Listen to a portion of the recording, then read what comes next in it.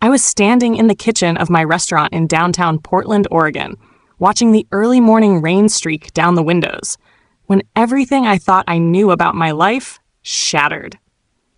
It was a Wednesday in November, one of those Pacific Northwest mornings where the sky can't decide between mist and downpour. So it does both. The smell of fresh bread from the bakery next door mixed with the petrichor from the wet streets, creating that uniquely Portland atmosphere I'd grown to love over the years. I'd been at the restaurant since 4 a.m. prepping for the lunch service. My sous chef, Miguel, wouldn't arrive for another 2 hours, but I loved these quiet morning moments in my kitchen. Just me, my knives, and the rhythmic meditation of prep work. Dicing onions, reducing stocks, testing new flavor combinations for the winter menu. This was my sanctuary, my temple. After 3 years of building this place from nothing, it was finally becoming what I'd dreamed. A sustainable, farm-to-table restaurant that was actually turning a profit. My phone buzzed on the stainless steel counter. Sarah. My best friend since college, practically my sister. She'd been staying with me and my fiancé Daniel for the past 8 months, ever since her life had imploded. Her husband had died in a climbing accident on Mount Hood, leaving her with debt, grief, and a 13-year-old daughter named Emma who'd gone from sweet kid to troubled teenager overnight. Rachel, I need you to come home, now. Her voice was strange, formal, like she was reading from a script. Sarah? What's wrong? Is Emma okay? Emma had been having a rough time lately. Suspension from school for fighting, sneaking out at night, the whole rebellious teenager playbook turned up to 11. But beneath all that anger was a kid drowning in grief, desperately needing stability. Just come home, please? Sarah, you're scaring me. Is Daniel there? Put him on. The line went dead. I stood there for a moment, knife still in hand, a half-chopped onion blurring through sudden tears. Though that might have been the onion's fault. Something was wrong. Very wrong. I could feel it in my bones, that deep intuitive knowledge that women learn to trust. I drove home through empty Portland streets, past the food trucks setting up on Mississippi Avenue, past the coffee shops just opening their doors to the early morning caffeine seekers. Our house, a 1920s craftsman in the Alberta Arts District that Daniel and I had bought together 2 years ago, looked normal from the outside. His Tesla was in the driveway. Sarah's beat-up Honda too. But the front door was slightly open, which was never the case. Daniel was paranoid about security. Inside, I found them in the living room. Daniel was standing by the fireplace we'd restored together, wearing his expensive suit, the charcoal one I'd bought him for his promotion to senior partner at his law firm. Sarah sat on our couch, the one we'd found at an estate sale, and reupholstered ourselves during one of those romantic weekends when fixing furniture felt like building a life together. Emma was in the corner, curled up in my reading chair with her knees drawn to her chest, her dark hair falling like a curtain around her face. She was still in her pajamas, black ones with tiny skulls on them that she'd picked out to horrify her mother. She looked even smaller than usual, all sharp angles and defensive posture. "What's going on?" I asked, though the matching guilty expressions on Daniel and Sarah's faces were already telling me a story I didn't want to hear. Daniel cleared his throat in that way he did before delivering bad news to clients. "Rachel, we need to talk." "About what?" "The wedding. If you want to postpone again, I understand. We've both been so busy. It's not about postponing." He glanced at Sarah, and she nodded slightly, giving him permission or courage or something that made my stomach drop. "Sarah and we've fallen in love." I laughed. Actually laughed. It was so absurd, so impossible. That laughter was the only response that made sense. "That's not funny, Daniel. It's not a joke." Sarah finally looked at me, and her eyes were red-rimmed but determined. "We didn't mean for it to happen, Rach. It just did." "When?" My voice sounded strange, disconnected, like it was coming from someone else. "When did it just happen?" 3 months ago, Daniel said. "Maybe 4. 4 months, I counted backward. That would have been July, when I was working 18-hour days to get the restaurant ready for the soft opening. When Daniel was supposedly working late on a big case. When Sarah was supposedly at grief counseling. "In my house?" I asked, my voice rising. "In my bed?" Neither of them answered, which was answer enough. "We're leaving," Sarah announced, as if she was telling me about a vacation plan. Daniel's firm has an office in San Francisco. He's transferring. I've already found a marketing position there. And Emma? I looked at the teenager who still hadn't moved, hadn't spoken. That's when Sarah pulled out a folder from her purse. Legal documents. Of course there were legal documents. Daniel was nothing if not thorough. Emma's going through a difficult phase, Sarah said, not looking at her daughter. She needs stability, routine, someone who can provide consistent boundaries. With the move, starting new jobs, establishing ourselves, it's not the right environment for a troubled teenager. You're abandoning your daughter? I couldn't keep the horror out of my voice. It's not abandonment, Daniel said in his lawyer voice. It's a temporary guardianship arrangement, just until we get settled. Temporary. I looked at Emma, saw her flinch at the word. We both knew better. Nothing about this was temporary. She likes you better anyway, Sarah said, an edge of bitterness in her voice. She's always going to you with her problems, taking your side in arguments. Maybe you can get through to her since I clearly can't. She's your daughter, and I'm doing what's best for her, Sarah snapped. I can't look at her without seeing David. She looks just like him, acts like him too, that same reckless disregard for consequences. I need space to heal, to move forward. So you're moving forward with my fiancé and leaving your traumatized daughter behind? When you put it like that, it sounds cruel, selfish, unconscionable. I was standing now, rage burning through the shock, because that's what it is. Daniel stepped forward, hands out in a placating gesture I'd seen him use in court. Rachel, be reasonable. You've always wanted children. Now you'll have one. And Emma needs someone like you, someone patient, understanding. You're better equipped to handle her issues. Her issues? She lost her father 18 months ago. Her issues are grief. Emma made a small sound, maybe a sob, maybe a laugh. When I looked at her, she was watching us with those dark eyes that were so like her father's, the man who'd been Sarah's college sweetheart, who'd loved his daughter more than life itself, who died doing what he loved but left behind people who needed him. Fine, I said. Leave. Both of you. But I want full legal guardianship of Emma, not some half measure that lets you waltz back in when it's convenient. You sign over your rights, Sarah. All of them. That's a bit extreme, Daniel started. You don't get to have an opinion, I cut him off. You lost that right when you decided to sleep with my best friend while living in my house, eating the food I cooked, planning a wedding with me. Sarah was already nodding. She'd probably hoped for this outcome.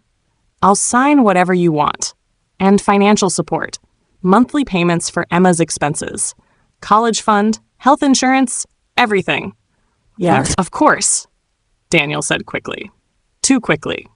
They'd already discussed this. They'd planned every detail of their escape, except for how to tell me. The paperwork was drawn up that day. Daniel knew exactly which forms were needed, had his colleague from family law on speed dial. By evening, I was Emma's legal guardian, with ironclad documents that Sarah couldn't contest even if she wanted to. The financial arrangements were generous. Guilt money, but I'd take it for Emma's sake. They left that night. Sarah hugged Emma goodbye, but it was stiff, awkward, like hugging a stranger. Be good for Rachel, she said. Emma didn't respond, didn't cry, didn't rage, just stood there like a statue until the door closed behind them. Then she looked at me and said the first words she'd spoken all day. They're not coming back, are they? No, sweetheart, they're not. Good, she said and went to her room. The first year was hell. Pure, unfiltered hell.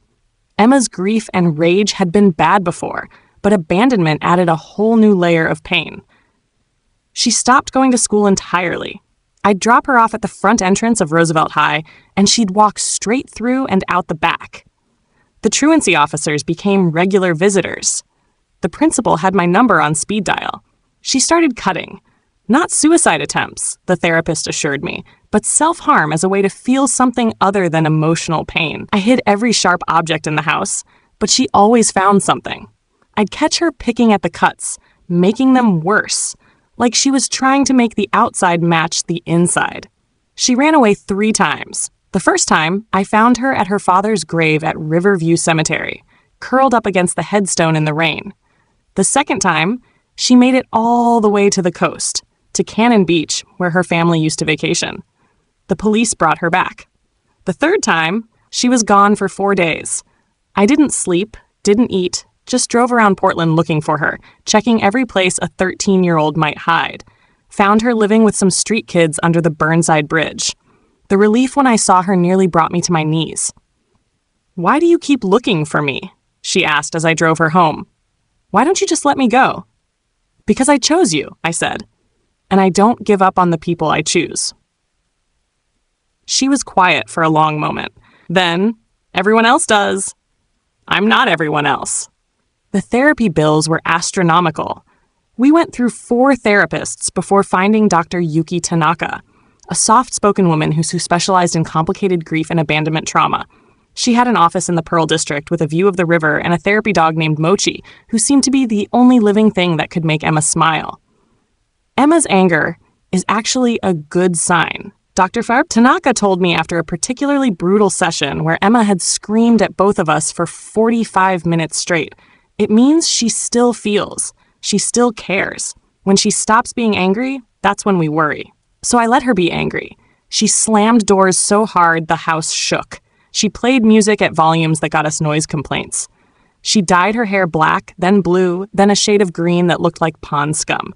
She pierced everything pierceable. Ears, nose, eyebrow. When she came home with a lip ring, I just asked if she'd gone somewhere clean.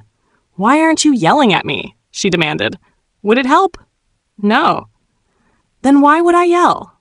She stared at me for a long moment, then stomped to her room. But she came down for dinner that night, which felt like a victory. The restaurant suffered during this time. I was trying to run a business while raising a traumatized teenager, and something had to give.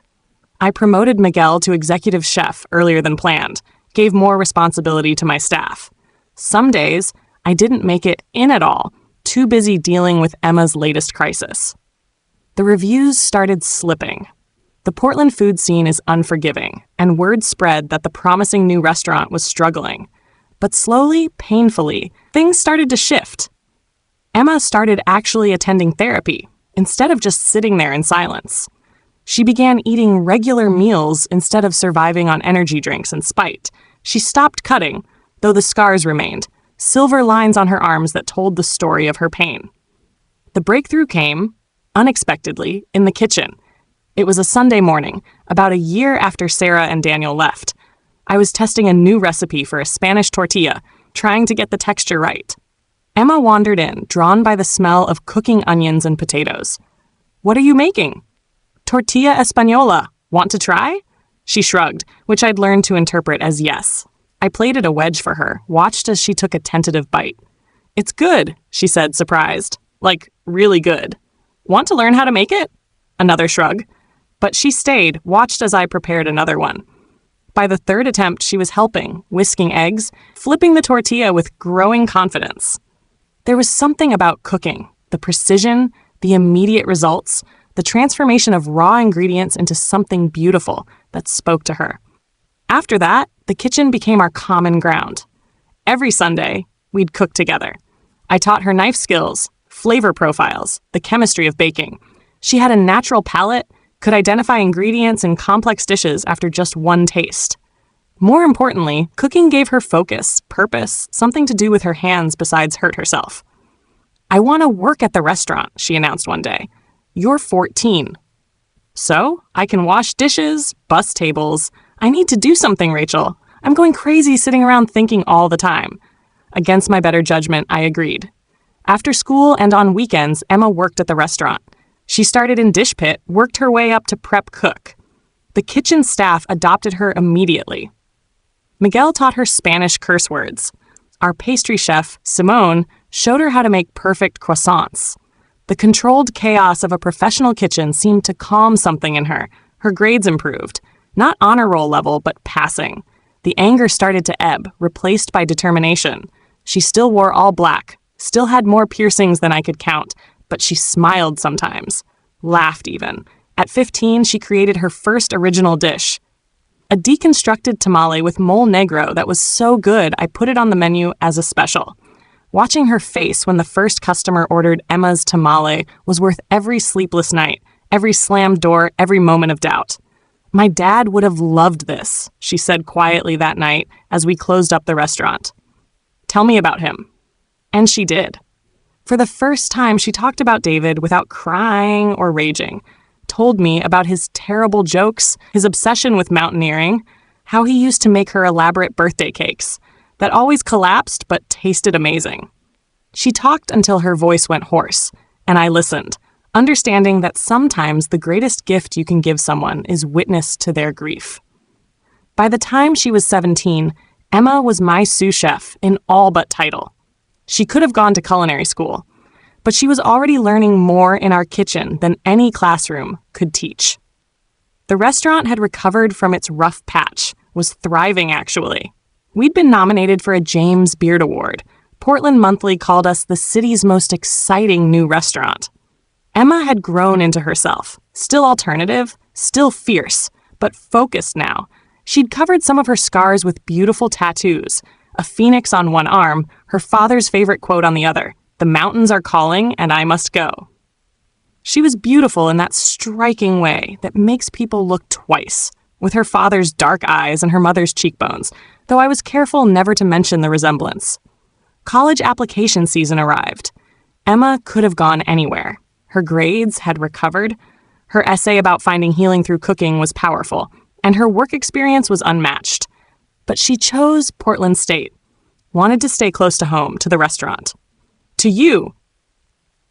She corrected when I said as much. "I want to stay close to you." On her 18th birthday, she asked me to legally adopt her. "I know I'm technically an adult now," she said, "but I want it to be official. You're my mom. You have been for years." I cried so hard I couldn't speak, just nodded and hugged her until she complained she couldn't breathe. The adoption was finalized 2 months later. Emma legally became Emma Chen Morales. She kept her father's last name as her middle name, didn't want any part of Sarah's. The judge, an older woman who'd seen everything, teared up when Emma explained why she wanted the adoption. "Because family isn't about blood or obligation," Emma said. "It's about who shows up when you're at your worst and loves you anyway." Rachel showed up. That brings us to this morning. The grand opening of our second restaurant location, this time in Southeast Portland on Division Street. 5 years of planning, saving, working 18-hour days. Emma, now 23, was the executive chef of the new location while I managed both. We'd named it Chosen, a reference to chosen family, to choosing your own path, to choosing to stay when things get hard. The morning was typically Portland, overcast with a promise of rain later. The space was perfect, all exposed brick and industrial fixtures softened with plants and warm lighting. We'd invited everyone who'd supported us over the years, regular customers, food critics, other restaurant owners who'd become friends. The mayor was even supposed to stop by. I was in the kitchen doing final checks when Jennifer, our front of house manager, found me. "Rachel? There's a couple here who says they know you, Sarah and Daniel." I felt the blood drain from my face. 10 years of silence, and they show up today? Where are they? By the bar. They seem surprised by the crowd. I could imagine. They probably expected to find me bitter, struggling, maybe still running the small original restaurant. They didn't expect this. 2 thriving locations, press coverage, success. I found them standing awkwardly by the bar, looking out of place among the Portland food scene crowd. Sarah had aged hard. Her blonde hair was brittle with too much processing, her face gaunt in that way that speaks of chronic stress and probably too much wine. She wore an expensive dress that didn't quite fit right, like she'd lost weight quickly. Daniel looked soft, paunchy, his hairline significantly retreated. His suit was still expensive but wrinkled like he'd slept in it. There was a defeat in his shoulders that hadn't been there before. "Rachel!" Sarah attempted brightness. "Look at this place. It's amazing. What are you doing here?" "We saw the announcement in the San Francisco Chronicle," Daniel said, "about your James Beard nomination, the new restaurant. We were in Portland for business. Thought we'd stop by." Business, right? I'd heard through mutual friends that Daniel had been let go from his firm 2 years ago, something about misappropriation of client funds. He'd been disbarred, couldn't practice law anymore. Sarah's marketing career had apparently followed a similar trajectory, job hopping, burning bridges, a reputation that preceded her. "How nice," I said flatly. "Enjoy the opening. Try the tamales." I started to walk away, but Sarah grabbed my arm. Wait, is Emma here? Emma? I turned back slowly. You lost the right to ask about Emma 10 years ago. She's my daughter. No, she's my daughter. Legally, emotionally, in every way that matters. You're nothing to her. That's cruel, Rachel. Cruel? I laughed, sharp and bitter. Cruel was abandoning a 13-year-old girl who'd just lost her father. Cruel was choosing your affair over your child. Cruel was never once checking in, never sending a birthday card, never asking if she was okay. We thought it was better, Daniel started. You thought it was easier, I corrected. For you. We had our reasons, Sarah said defensively. Emma was so difficult, so angry. She needed more than I could give. She needed her mother. Well, it looks like she got one, Sarah said, attempting a smile. A better one, apparently. Look at what you've built. We heard she's a chef now? Executive chef. Of this restaurant, actually. Their faces went slack with shock. But she's only 23. She's brilliant, I said simply. Talented, dedicated, innovative. Everything she could have been for you if you'd stayed to see it. Could we see her? Daniel asked. Just to say hello? Absolutely not. You can't keep us from. Actually, I can. You signed away your rights, both of you. And there's a restraining order on file if you forgot. Sarah's signature is on that too. That had been Emma's idea, actually, when she turned 18. Just in case, she'd said. I don't want them thinking they can just show up one day and play happy family. We've changed, Sarah said desperately. We made mistakes. We know that now. But people deserve second chances. Some people do, I agreed. You're not those people. Mom? Emma's voice came from behind me. Everything okay? She stood in the kitchen doorway in her chef's whites, her name embroidered on the jacket, executive chef underneath. She'd grown tall, nearly 5'9", with the kind of presence that commanded attention. Her dark hair was pulled back in a professional bun, revealing the small scar on her forehead from one of her early self-harm attempts. She wore it without shame now, part of her story. She saw Sarah and Daniel, and her entire body went rigid, but she didn't retreat, didn't shrink. She walked forward with the confidence of someone who'd survived the worst and come out stronger. Emma, Sarah breathed. Oh my God, look at you. You're so grown up. Emma looked at her with those dark eyes, calm and cold. Sarah, Daniel, not Mom. Not even an acknowledgement of their previous relationship. Just their names. It's like they were strangers. You look wonderful, Daniel said awkwardly. Successful. I am, Emma said simply. We heard about the restaurant, your success. We're so proud. No. Emma's voice cut through Sarah's attempt at maternal pride. You don't get to be proud. You don't get to claim any part of this. You weren't here for the nights I wanted to die. You weren't here when I was cutting myself, because physical pain was better than what I felt inside. You weren't here when I failed 9th grade, or when I got it together and graduated with honors. You weren't here when I discovered I could cook, when I found my passion, when I worked 18-hour days to earn my place. Rachel was here. My mom was here. You're just some people who share DNA with me. Sarah's face crumpled. Emma Pleam still your mother? No, you're the woman who gave birth to me. There's a difference. A mother stays. A mother fights for you even when you're being impossible. A mother loves you through your worst moments. She moved closer to me, her hand finding mine. I have a mother. The only one I need or want. We made a mistake, Daniel said. We know that. We were young, selfish. You were adults, Emma interrupted. You were parents, and you made a choice. Now live with it. Could we be in touch? Sarah asked weakly. Maybe email sometimes? Why? Emma asked, genuinely curious. What could we possibly have to say to each other? You don't know me.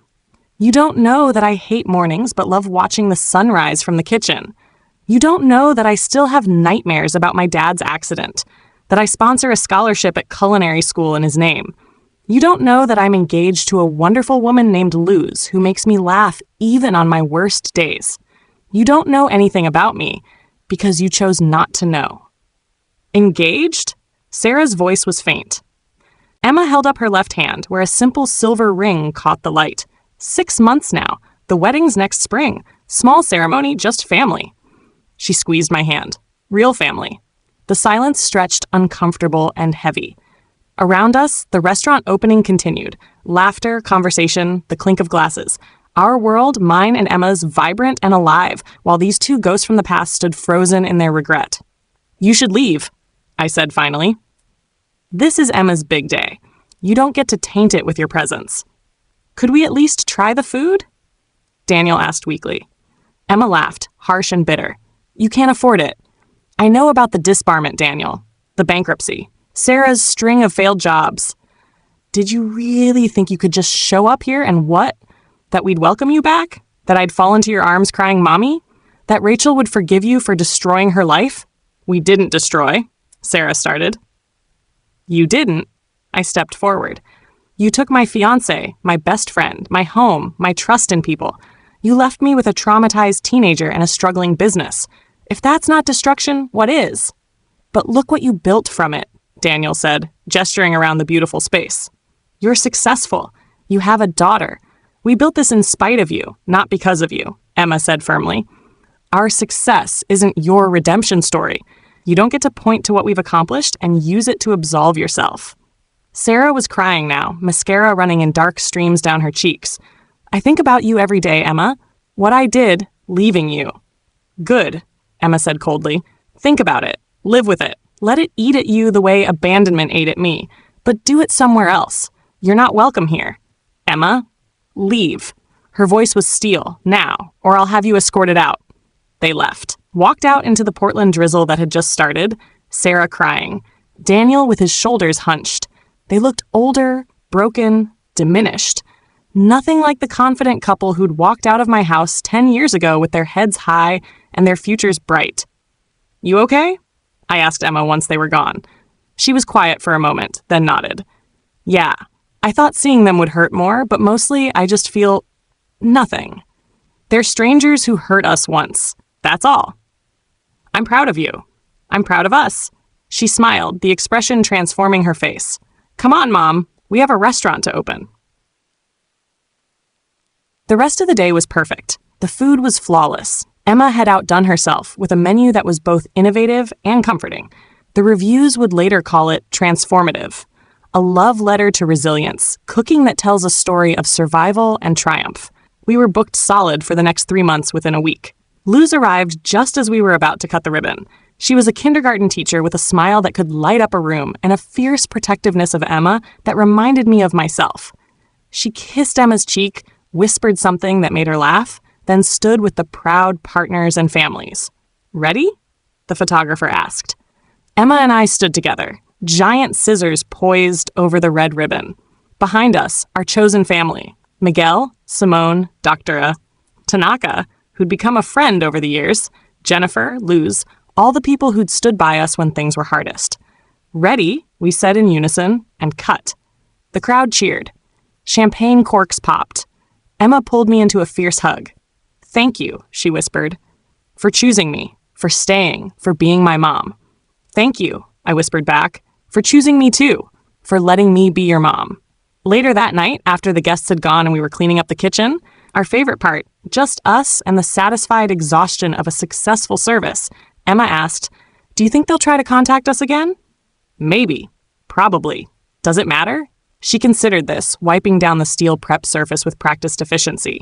"No, it doesn't. They made their choice. We made ours. And our choice led us here." "Here is good," she agreed. "Here is home." 2 months later, I got a letter from Sarah. 12 pages of apologies, explanations, justifications. She was in therapy now, she said, working through her issues. She understood if I couldn't forgive her, but could I please pass along a letter to Emma? I burned both letters in the fireplace of my new house, a beautiful Victorian in Laurelhurst that Emma and Luz would move into after their wedding. Emma didn't need to read Sarah's words. They would only be another weight to carry, and she'd carried enough. Daniel tried once too, through LinkedIn of all things. A message about networking, maybe grabbing coffee, discussing potential business opportunities. The subtext was clear. He needed work, probably money. I blocked him without responding. The truth is, I'd forgiven them long ago. Not for their sake, but for mine and Emma's. Carrying that anger was too heavy, took up space better used for joy.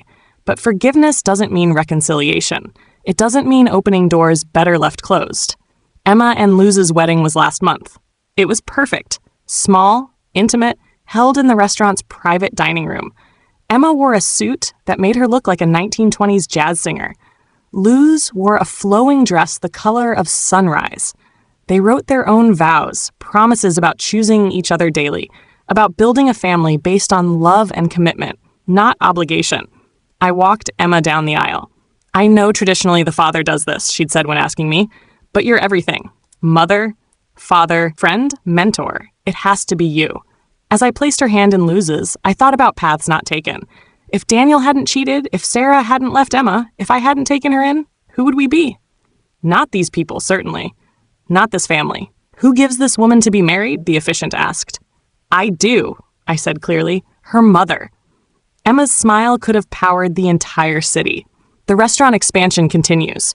We're opening a third location next year, this time in Seattle. Emma will oversee all three as executive chef, while I focus on the business side. We're writing a cookbook together, Chosen Family, Recipes for Resilience. Half the proceeds will go to a foundation Emma started for teenagers aging out of foster care, kids who were abandoned like she was. "We're going to help kids like me," she said when announcing the foundation. Kids who think they're broken beyond repair. Show them they're not. Show them they can be chosen, can choose themselves, can build something beautiful from ashes. Sarah and Daniel divorced, according to the grapevine. Apparently, the guilt and blame finally ate through whatever bond they thought they had. Sarah moved back to Portland, lives in a small apartment in Gresham, works at a marketing firm that specializes in cannabis companies. Daniel relocated to Houston, supposedly selling insurance now. They're irrelevant to our story now. Spruh? Footnotes in a narrative they thought they were writing, but were actually just exiting. Sometimes, when Emma and I are in the kitchen together, moving in that synchronized dance of people who know each other completely, I'm overwhelmed by gratitude. Not for them leaving. I'll never be grateful for the pain they caused, but for what grew from that barren ground. Emma saved me as much as I saved her. She gave me purpose when I thought I'd lost everything. She taught me that family isn't about blood or legal documents or traditional structures. It's about showing up day after day, especially when it's hard. It's about choosing to love when leaving would be easier. It's about building something together that neither of you could create alone. "Hey, Mom," Emma called from the new restaurant's kitchen yesterday. "Come taste this." It was a new sauce she was developing, complex and layered with a heat that built slowly. "It needs something," she said, frowning. I tasted again, considered. "Honey, just a touch to balance the heat." She added it, tasted, and her face lit up. "Perfect. You always know." "We always know," I corrected. "Together." That's what we are. Together. Chosen. Family. Some people might read this and think it's a story about abandonment, about betrayal, about women being left to clean up the messes of others. But it's not. It's a story about choosing to build rather than break. About two people. A woman who thought she'd lost everything, and a girl who thought she was nothing, who chose each other and created something extraordinary. Sarah and Daniel thought they were the main characters in this story. They thought they were escaping to happiness, leaving their problems behind. But they were just catalysts, the match that lit a fire they couldn't imagine. Emma and I are the main characters. We always were. We just didn't know it yet. The restaurant is full tonight. I can see Emma through the kitchen window, orchestrating service with the confidence of someone twice her age. She catches my eye, grins, throws me a quick thumbs up. Luz is at table 12 with her teacher friends, proud as any spouse has ever been. This is success. Not the awards or the recognition or the money, though those are nice. Success is building a family from scratch. Success is taking a traumatized, abandoned kid and helping her become this fierce, talented, compassionate woman. Success is being chosen as someone's mother, not because of biology, but because of love. Success is turning abandonment into abundance. Every year on the anniversary of the day Sarah and Daniel left, Emma and I have a tradition. We go to her father's grave together, leave flowers, tell him about our year. Then we go to the restaurant and cook a meal together. Nothing fancy, just comfort food. Mac and cheese usually, the first thing we ever cooked together that started healing us both. "Do you think Dad would be proud?" Emma asked last year as we stood at David's grave. "I know he would be. You became everything he would have wanted for you. Strong, independent, passionate about life. Because of you. Because of us, I corrected. Because we chose to heal together instead of breaking apart. This year was different. This year, Emma had news. Lou's pregnant. She told me as we arranged the flowers, wildflowers, because David had loved their imperfection. We used a donor, someone who looks a bit like me, similar heritage, due in February. I burst into tears. Happy tears, overwhelmed tears, full circle tears. You're going to be a grandmother, I said, crying too. A real grandmother, not like Sarah pretends she wishes she could be. I'm already real, I said through my tears. Real is what we choose to be. Sarah had actually tried to reach out again when the Portland newspaper ran a feature on Emma, Portland's rising star chef, with a full spread about her journey from troubled teen to culinary innovator. She'd sent flowers to the restaurant with a card, "So proud of what you've become." Emma had the flowers donated to a local hospice and sent the card back with 2 words written on it. Too late. But that's the past now, growing more distant and less relevant with each passing day. The present is vibrant, full, alive with possibility. The baby arrived 2 weeks early, on a snowy February morning that shut down the entire city. Portland doesn't do snow well, but Emma and Luz were already at the hospital when labor started. I drove through empty white streets, my car sliding twice, my heart racing with anticipation. Sophia David Chen Morales arrived at 6:47 a.m., screaming and perfect. David for Emma's father, the grandfather who would have adored her. Chen Morales for the family she was born into. Sophia because Luz's grandmother had been named Sophia, another strong woman who'd raised children who weren't biologically hers. Want to hold your granddaughter? Emma asked, exhausted but radiant. The weight of that tiny person in my arms, the responsibility and joy of it, made everything else fade away.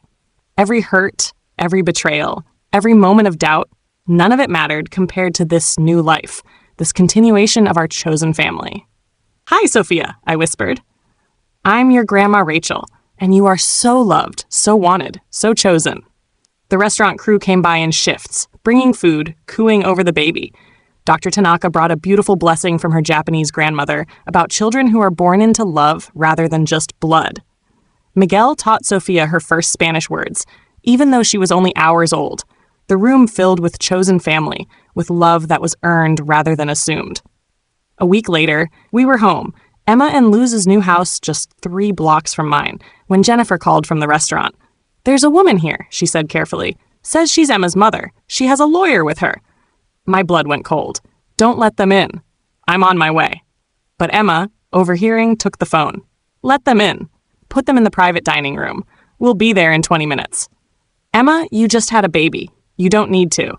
"Yes, I do. This ends now. Permanently." We bundled Sophia up and drove to the restaurant. Emma moved slowly, still recovering, but with the determination I'd recognized from that angry 13-year-old who'd decided to survive. Sarah was in the private dining room with a young lawyer who looked fresh out of law school. Sarah looked terrible, thin to the point of gaunt, her hair gray at the roots, her hands shaking slightly. The years had not been kind. "Emma," she started, standing up. "Thank you for seeing me." "You have 5 minutes," Emma said, settling carefully into a chair, Sophia sleeping against her chest. Sarah's eyes locked onto the baby. "Is that my daughter?" "Yes." "I'm a grandmother," Sarah whispered. "No," Emma said firmly. "You're not. You're a stranger who shares DNA with me. This child has grandparents, real ones, who've earned the title." The lawyer cleared his throat. "Miss Morrison." "Chen Morales," Emma corrected. "Miss Chen Morales. Your biological mother is here to discuss grandparental rights." Emma actually laughed. "Rights? She has no rights." "Actually," the lawyer pulled out papers, "in Oregon, grandparents can petition for visitation rights, especially if they've been wrongfully denied access to their grandchildren." "Wrongfully denied?" I stood up, rage flooding through me. She abandoned Emma, signed away her rights. There's a restraining order. "The restraining order expired 2 years ago," the lawyer said smoothly. "And circumstances change. Miss Morrison has been in therapy, has addressed her past mistakes. She wants to be part of her granddaughter's life." "No," Emma said simply. "The courts might see it differently," the lawyer threatened. "Really?" Emma pulled out her phone. Should I call the Portland Tribune? I'm sure they'd love a follow-up story. Abandoning mother tries to force way back into successful daughter's life. Or maybe something about how she left a traumatized 13-year-old but wants access to a grandchild. How do you think that will play out? Sarah's face went pale. Emma, please. I made mistakes. I know that. But people can change. I've changed. Good for you, Emma said. Change for yourself, not for access to my child. I'm in recovery, Sarah said desperately. For alcohol. 2 years sober. I'm working on myself, trying to make amends. Amends? Emma's voice was dangerously quiet. You want to make amends? Here's how. Leave us alone. Forever. That's your amends. Respect the boundary you created when you walked away. I was young, confused. You were 35. Emma cut her off. A grown woman with a teenage daughter who needed you, and you chose your affair over your child. People make mistakes, and people live with consequences. This is yours. Sophia stirred, making a small sound. Emma adjusted her gently. The movement so natural, so maternal, it made my heart ache with pride. She's beautiful, Sarah said softly. She looks like you did as a baby. You don't get to make those comparisons, Emma said. You weren't there for anything after I was 13. First period, first heartbreak, graduation, college, my wedding. You missed it all, by choice. I want to do better with her. No, you don't get a do-over with my child. You don't get to be the grandmother you couldn't be bothered to be a mother. That's not how this works. The lawyer tried again. We could make this very public, very messy. Go ahead, I said. We have 10 years of documentation, therapy records, hospital records from suicide attempts, school records, character witnesses including judges, doctors, teachers. You have what? A newly sober client who abandoned her grieving child? Please, take us to court. The publicity will do wonders for our restaurant and destroy what's left of Sarah's reputation. Sarah started crying. I just want to know her. Just want to be part of something good. Then build something good yourself, Emma said, standing carefully. But not with us. We're not your redemption story. We're not your second chance. We're the family you threw away, and we're doing beautifully without you. Emma, we're done here. Emma moved toward the door, then stopped. Sarah, don't contact us again. Not me, not Rachel, not our family. If you do, I'll file harassment charges and I'll make it public. Very public. I have a child to protect now, and I'll do whatever it takes to keep toxicity away from her. You can't keep me from my granddaughter forever, Sarah said desperately. Emma turned back, Sophia still sleeping peacefully against her chest. Watch me. I learned from the best how to cut toxic people out of my life. You taught me that when you walked away. Thanks for the lesson. We left them there in the private dining room. As we walked through the kitchen, the entire staff stood and applauded. They'd been listening, ready to intervene if needed. Proud of you, Chef, Miguel said. We've got your back, Simone added. Always. That night, while Emma and Luz slept and I held Sophia in their living room, I thought about cycles. Sarah had broken the cycle of being a mother to Emma, but Emma had started a new cycle, one of chosen love, fierce protection, unbreakable bonds. You'll never wonder if you're wanted, I whispered to Sophia. Never question if you're loved. Your mom learned the hard way what not to do, and she'll spend every day making sure you never feel what she felt. The lawyer sent one more letter, testing the waters for a lawsuit. Our lawyer, a friend from the Portland food scene who'd handled our restaurant contracts, responded with such a devastating legal smackdown that we never heard from them again. The threat of going public, combined with the ironclad documentation of abandonment, made any legal action futile. Daniel reached out once more too, after hearing about the baby through mutual connections. An email to the restaurant account, "Congratulations on becoming grandparents. Children are such a blessing. Perhaps this new generation could be a bridge to healing old wounds." Emma printed it out just so she could physically throw it in the trash. The audacity, she muttered, as if my child is a tool for their reconciliation fantasies. Life moved forward, as it always does. Sophia grew from a tiny bundle to a crawling chaos agent who loved to play in the restaurant kitchen, safely gated in a corner we'd baby-proofed. She had Emma's determined chin and Luz's infectious laugh. Her first word was hot, learned from constantly hearing it in the kitchen. Her second was gamma, me. The restaurants thrived. We opened the Seattle location to rave reviews. The cookbook hit the New York Times bestseller list. Emma was nominated for a James Beard Award in the Rising Chef category. She won, becoming the youngest chef in Portland to receive the honor. In her acceptance speech, she thanked her parents, Rachel Chen Morales, who chose to love me when I was at my most unlovable, and David Morales, who taught me in his too short life that love means showing up. The foundation grew too. We'd helped 43 teenagers so far, kids who'd been abandoned, aged out of foster care, or were estranged from their families. Emma insisted on meeting each scholarship recipient personally, sharing her story, letting them know survival was possible. "You're not broken," she'd tell them. "You're just waiting for the right people to see your worth." One boy, Marcus, the irony of the name wasn't lost on us, reminded me so much of Emma at 13. Angry, defensive, convinced the world was against him. His parents had kicked him out for being gay. He was 17, brilliant, and completely lost. Emma took him under her wing, taught him to cook, helped him get his GED. He's in culinary school now, texting Emma constantly about his classes, sending photos of his knife cuts for critique. Another chosen family member? Another life saved by love that doesn't quit. "We're collecting strays," Luz joked one evening as Marcus, 2 other scholarship kids, and various restaurant staff filled our house for Sunday dinner. "We're building a family," Emma corrected. "The way family should be. Chosen, committed, unconditional." Sarah made one last attempt when Sophia turned 3. She sent a package to the restaurant, a beautiful, expensive dollhouse with a letter begging for just one meeting, just one chance to meet her granddaughter. Emma donated the dollhouse to a children's shelter and had our lawyer send a formal cease and desist letter. The message was clear. Every attempt at contact would be met with legal action and public exposure. "Do you think she really changed?" Emma asked me that night as we watched Sophia play with the much simpler blocks I'd bought her. "Maybe. Probably. People can change. But change doesn't erase consequences, and it doesn't obligate forgiveness. I don't hate her anymore." Emma said thoughtfully, "I'm nothing her. She's just a cautionary tale, a reminder of what not to be. That's healthy. Dr. Tanaka would be proud," Emma smiled. 20 years of therapy finally paying off. "Hey, therapy is a lifelong journey," I laughed. "I'm still going every other week." "Why?" "You're the most well-adjusted person I know. Because maintaining mental health is like maintaining a restaurant," I said. "Constant upkeep, regular deep cleanse, and professional help when needed." Last month was Sophia's 4th birthday. We held it at the restaurant, closed for a private party. The entire chosen family was there.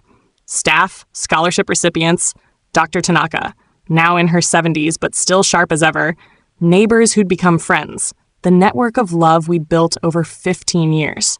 Emma had made the cake herself, a towering confection shaped like a dragon because Sophia was currently obsessed with dragons. As she lit the candles, I saw Sarah outside, standing across the street, watching through the windows. She looked old, frail, alone. For a moment, our eyes met. I saw recognition, regret, a plea. Then I closed the blinds. "Everything okay?" Emma asked. "Everything's perfect." And it was. Not perfect in the Instagram-filtered way, but perfect in the real way. Messy, complicated, hard-won, and absolutely worth every struggle. Sophia blew out her candles, wishing loudly for a pet dinosaur, and the room erupted in laughter and applause. Emma caught my eye across the chaos, mouthed, "Thank you." I mouthed back, "Thank you." That's our story.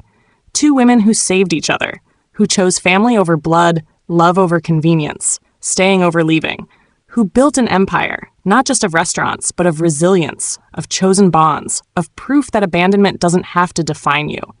Sarah and Daniel are footnotes now, cautionary tales we rarely think about. They chose themselves, chose the easy path, chose to run. We chose each other, chose the hard path, chose to stay and build and grow. I'm 63 now. Emma is 33. Sophia is 4. The restaurants employ 73 people. The foundation has helped over 100 kids. The cookbook is in its 3rd printing.